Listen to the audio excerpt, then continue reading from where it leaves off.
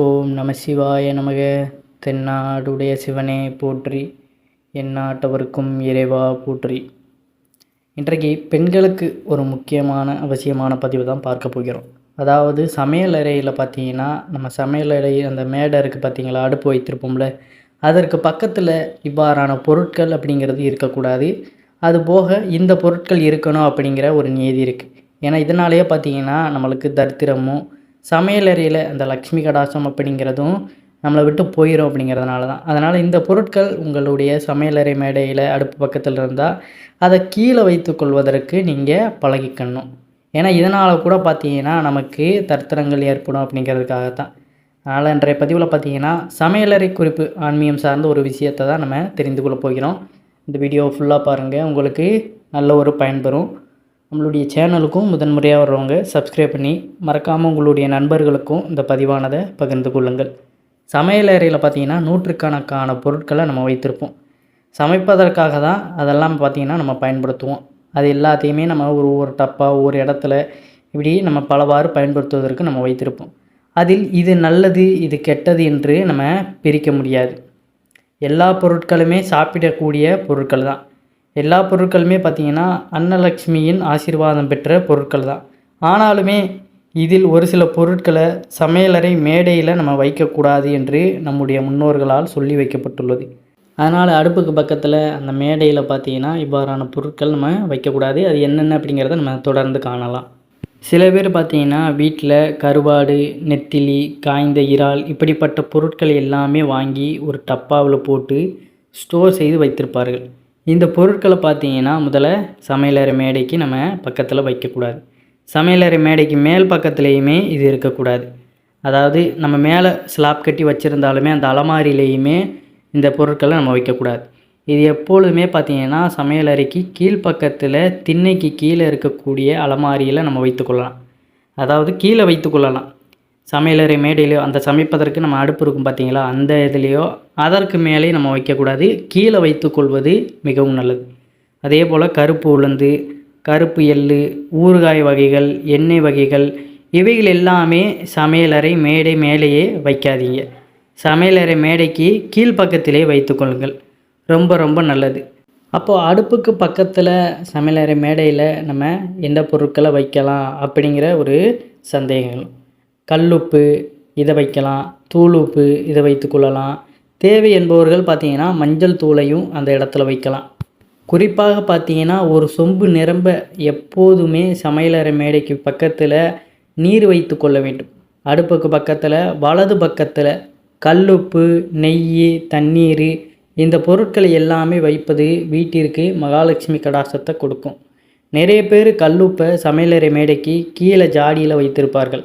கல்லுப்பு நிறையா இருக்குதுன்னு பார்த்தீங்கன்னா அதை நிறையா இருக்கிறத கீழே வச்சுட்டு கொஞ்சோண்டு ஒரு சின்ன சாடியிலையோ இல்லை ஏதாவது ஒரு சின்ன கிண்ணத்துலேயோ பார்த்தீங்கன்னா அந்த கல்லுப்பை எடுத்து அடுப்புக்கு பக்கத்தில் நம்ம வைத்துக்கொள்ளலாம். இது வீட்டிற்கு பார்த்தீங்கன்னா சுபிட்சத்தை கொடுக்கும் அப்படிங்கிறது.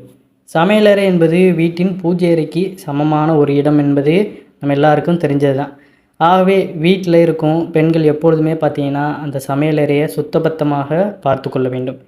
எந்த வீட்டில் இரவு தூங்கும்போது அந்த சிங்கில் பார்த்தீங்கன்னா எச்சில் பாத்திரமோ மற்ற 10 பாத்திரங்களோ இல்லாமல் சுத்தபத்தமாக இருக்கிறதோ நிச்சயமாக அந்த வீட்டில் பார்த்தீங்கன்னா மகாலட்சுமி கடாசம் நிலைத்து இருக்கும். பெண்களுடைய மனமும் நிம்மதி கெட்டு போகாமல் இருக்கும் என்பதுதான். காலையில் கண் விழிக்கும் பொழுதே பார்த்தீங்கன்னா பெண்கள் வீடு பெருக்கி கோலம் போட்டுட்டு போகின்ற முதல் அறைனா அது அடுப்புங்கிறது தான்.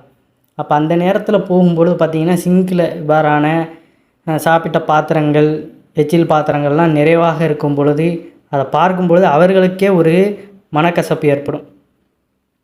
இதை வேறு க்ளீன் பண்ணணும், அதில் ஒரு துர்நாற்றம் வேறு திடீர்னு அதில் ஸ்மெல் வேறு எதுவும் அடிச்சதுன்னா, நான்வெஜ் எதுவும் சாப்பிட்ருந்தீங்கன்னா அதில் ஸ்மெல் வேறு அடிக்கும். அதனால் அன்றைய தினமே பார்த்திங்கன்னா முடிந்தளவுக்கு அதை க்ளீன் பண்ணிடுங்க. மறுநாள் நம்ம அதை தேங்க வைக்கும் பொழுது இதுவே நமக்கு வீட்டில் லக்ஷ்மி கடாசத்தை குறைக்கும் வகையில் இருக்கும்.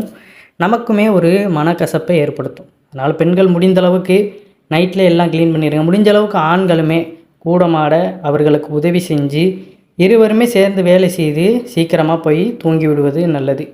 ஏன்னா அப்போது தான் பார்த்திங்கன்னா காலையிலையும் அந்த அதிகாலையில் சீக்கிரம் எழுந்து நம்மளுடைய வேலைகளை அன்றாட பணிகளை செய்வதற்கு இது நன்றாக இருக்கும். அதனால் இந்த ஒரு முறையை பார்த்தீங்கன்னா கட்டாயம் கடைபிடிப்பது நல்லது. அதுபோல் வீட்டில் எப்பொழுதுமே பார்த்தீங்கன்னா இந்த 5 பொருட்கள் நிறைவாக இருக்கும் பொழுது, அதாவது குறையாமல் நிறைவாக இருக்கும் பொழுது இதுவுமே நமக்கு லக்ஷ்மி கடாட்சத்தை கொண்டு வந்து சேர்க்கும். சமையலறையில் பார்த்தீங்கன்னா முதலில் எப்பொழுதுமே நிறைவாக இருக்க வேண்டிய ஒரு பொருள்னு பார்த்தீங்கன்னா அது தண்ணீர் குடம் தான். வீட்டில் எப்பொழுதுமே ஒரு பானையில் தண்ணீர் நிறைவாக இருக்க வேண்டும். அதாவது ஒரு பானையில் நம்ம எத்தனை பேர் வீட்டிற்கு எத்தனை பேர் இருப்போமோ அதற்கு தகுந்தாப்பில் பார்த்தீங்கன்னா இவ்வளவு தண்ணி இருக்கும் அப்படின்னு நமக்கு தெரிந்திருக்கும். அதுக்கு தகுந்தாற்போல் அந்தந்த குடத்துலேயோ பானையிலையோ நம்ம தண்ணீரை நிறைவாக எப்பொழுதுமே வைத்திருக்க வேண்டும்.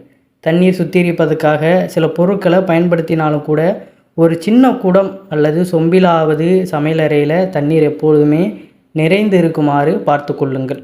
அடுத்ததாக பார்த்தீங்கன்னா மஞ்சள். அது கிழங்காக இருந்தாலும் சரி, தூளாக இருந்தாலும் சரி, மஞ்சள் வைத்திருக்கும் டப்பாவில், பாக்ஸ் அல்லது அஞ்சரை பெட்டியில் நிறைவாக இருக்க வேண்டும். கடைசியாக தீரும் வரை நம்ம வைத்திருந்து அதிலிருந்து சுரண்டி எடுத்து சமையலுக்கு உபயோகிக்கக்கூடாது. பாதி இருக்கும் பொழுதே காலியாக போகுதுன்னு நம்ம பாதி இருக்கும்போதே நம்ம பார்த்திங்கன்னா வாங்கி வைத்து விடுவது, அதை நிரப்பி விடுவது மிகவும் நல்லது. விசேஷ நாட்கள்லாம் அது எப்பொழுதுமே நிறைவாக இருப்பது நமக்கு நல்ல செல்வ வளத்தை கொடுக்கும் அப்படிங்கிறதான். கடைசியாக தீரும் வரை நம்ம அப்படியே வைத்திருக்கக்கூடாது. மஞ்சளையும் எப்பொழுதும் பார்த்திங்கன்னா வீட்டில் நிறைவாக வைத்திருங்கள். அடுத்தது அனைவருக்கும் தெரிந்த ஒரு விஷயந்தான் உப்பு. நம்ம முன்பே கூறினது தான். இந்த உப்பு ஜாடியில் எப்பொழுதுமே நிறைவாக இருக்க வேண்டும். கடைசியாக காலி செய்த பிறகு கழுவி இதையெல்லாம் செய்யாமல் உப்பு எப்பொழுதுமே எடுத்தாலும் நிறைவாக இருக்குமாறு பார்த்து கொள்வது நமக்கு நல்ல சுபிட்சத்தை தரும். ஏனென்றால் உப்பு பார்த்திங்கன்னா மகாலட்சுமி அம்சமாகவே கருதப்படுவதனால உப்பை குறையாமல் பார்த்து கொள்வது மிகவும் நல்லது. நம்ம குறைய வச்சிட்டோம், காலி ஆயிடுச்சு அப்படிங்கிற பட்சத்தில் பார்த்திங்கன்னா அந்த இடத்து மகாலட்சுமி கடாட்சம் அப்படிங்கிறது நம்மளுக்கு வெளியேறிவிடும் அப்படிங்கிறதான். அதனால் எப்பொழுதுமே நிறைவாக வைத்துக்கொள்வது நல்லது. உப்பு பார்த்திங்கன்னா அவ்வளோ பெரிய ப்ரைஸ் எல்லாம் கிடையாது. அது எப்பொழுதுமே விலை குறைவு தான். அதனால் உப்பை எப்பொழுதுமே பார்த்திங்கன்னா நிறைவாக வாங்கி வைத்து கொள்வது மிகவும் நல்லது. இதற்கடுத்து வீட்டில் நிறைவாக இருக்க வேண்டிய ஒரு பொருள்னு பார்த்திங்கன்னா ஊறுகாய். எந்த ஒரு கல்யாண சமையல் எதுவாக இருந்தாலும் பார்த்திங்கன்னா இந்த ஊறுகாய் இல்லாமல் கட்டாயம் அந்த பந்தியானது நிறைவடையாது. இந்த ஊறுகாய் அதே போல் உங்கள் சமையலறையிலையுமே கட்டாயமாக வைத்திருங்கள். ஊறுகாய் சாப்பிடும் பழக்கம் இல்லை என்றாலுமே, ஊறுகாய் சாப்பிடவே கூடாது என்கிற பிரச்சனை இருந்தாலுமே ஏதாவது ஊறுகாயாவது சாஸ்திரத்திற்கு சமையலறையில் வாங்கி வைத்து விடுவது மிகவும் நல்லது. ஊறுகாய் குபேரருக்கு மிகவும் இஷ்டமான ஒரு பொருள். எனவே இதுவும் கட்டாயமாக நம்மளுடைய வீட்டு சமையலறையில் இருக்க வேண்டிய ஒரு பொருள் தான். இந்த பொருட்கள் எல்லாமே பார்த்திங்கன்னா நிறைவாக வைத்த பிறகு இந்த பொருட்களுக்கு எல்லாம் முக்கியமாக தாயாராக விளங்கக்கூடியது அன்னபூர்ணி தாயார். அன்னபூர்ணி தாயாரின் படத்தை உங்கள் வீட்டு சமையலறையில் எங்கேயாவது ஒரு இடத்துல கட்டாயமாக மாட்டி வைத்து விடுங்கள். நம்ம பூஜை செய்கிற நேரம் எல்லாமே பார்த்திங்கன்னா இந்த சமையலறையில் உள்ள அன்னபூர்ணிக்கும் பூ வச்சு அந்த பொட்டு வச்சு நம்ம தீபாராதனை காட்டி அதாவது சாம்பிராணி தூவம் எல்லாம் காட்டி நம்ம பூஜை செய்வது சிறப்பாக இருக்கும். இதன் மூலம் பார்த்திங்கன்னா உங்கள் சமையலறை எப்பொழுதும் நிறைவாக இருக்கும். அசைவம் சமைக்கும் நாட்களில் அந்த படத்தை பூஜை அறையில் கொண்டு போய் வைத்து விடலாம். அதில் தவறு கிடையாது. இதுவும் நம்மளுக்கு கேள்வி எழும்பும். இப்போ அசைவம் சமைக்கும் பொழுது அந்த சிலை அந்த சாமி படம் அந்த இடத்துல இருக்கலாமா அப்படின்னு கேள்வி எழும்பும். நமக்கு மன சஞ்சலம் ஏற்படுது, அந்த இடத்துல ஒன்று நமக்கு கரெக்டாக இல்லை, தப்பாக படுதுன்னா உடனே அதை சரி செய்து விட்டு அதற்கப்புறம் அந்த வேலையை செய்யணும். சில பேருக்கு பார்த்திங்கன்னா ஒரு விஷயத்தில் நம்ம தவறு செய்ய போகிறோம் அப்படின்னு தெரிஞ்சு அவங்களுக்கு மனம் உறுத்திக்கிட்டு இருக்கும். அப்படிங்கிற பட்சத்தில் உடனே அதை கிளியர் பண்ணிவிட்டு அடுத்தக்கிட்ட வேலையை செய்யுங்க.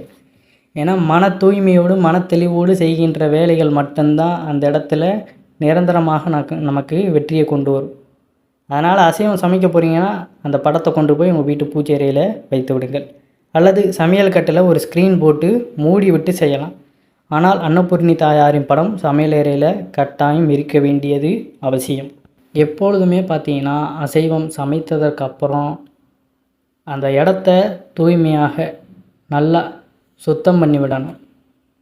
வேணும்னா வீடு முழுக்க பார்த்திங்கன்னா சாம்பிராணி தூவம் நம்ம போட்டு விடுவதும் சிறப்பு. அந்த அசைவம் சமைத்த அந்த சாப்பாடு எல்லாத்தையுமே நம்ம அடுத்த நாள் வரை அப்படியே வைத்திருப்பது ஒரு தவறு தான். சூடு பண்ணி நம்ம சாப்பிடுவதே பார்த்திங்கன்னா உடலுக்கு ஒரு கேடு தான். அதனால் முடிந்த அளவுக்கு பார்த்திங்கன்னா எவ்வளவுக்கு தேவையோ அவ்வளோவுக்கு நம்ம செஞ்சு வச்சுட்டு அதை சாப்பிடுவது நல்லது. ஏன்னா அந்த சூடு பண்ணுறது அப்படிங்கிறதே ஒரு வகையில் பார்த்திங்கன்னா நமக்கு உடலுக்கு கேடு விளைவிக்கக்கூடியது தான். அதனால் முடிந்த அளவுக்கு அன்றைய தினம் சாப்பிட்றீங்கன்னா எவ்வளோவுக்கு எவ்வளோ தேவைப்படும்னு கொஞ்சம் ஃபஸ்ட்டே நீங்கள் செஞ்சு பாருங்கள். அதுக்கப்புறம் ஒரு ஐடியா கிடைக்கும் பொழுது அவ்வளோ செஞ்சு மட்டும் சாப்பிட்டு அன்றைய நாளை நீங்கள் பூர்த்தி செய்து எல்லாத்தையுமே சுத்தப்படுத்தி விடுங்க. இப்படி இந்த சின்ன சின்ன விஷயங்களை நிதானத்தோடு கவனித்து நம்ம செய்யும் பொழுது நம்முடைய குடும்பத்தில் பார்த்திங்கன்னா சந்தோஷம் பெறுவதை கண்கூடாக நம்மளால் காண முடியும். அலட்சியமாக செய்யக்கூடிய எந்த ஒரு விஷயமுமே பார்த்திங்கன்னா நிச்சயமாக நமக்கு நன்மையை தராது அப்படிங்கிறதான்.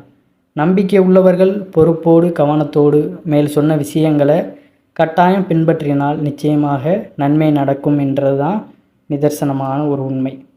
அதனால் வீட்டில் எப்பொழுதுமே செல்வ வளத்திற்கும் தானிய வளத்திற்கும் குறைவில்லாமல் இருக்கணும், இறையருளும் பெறணும்.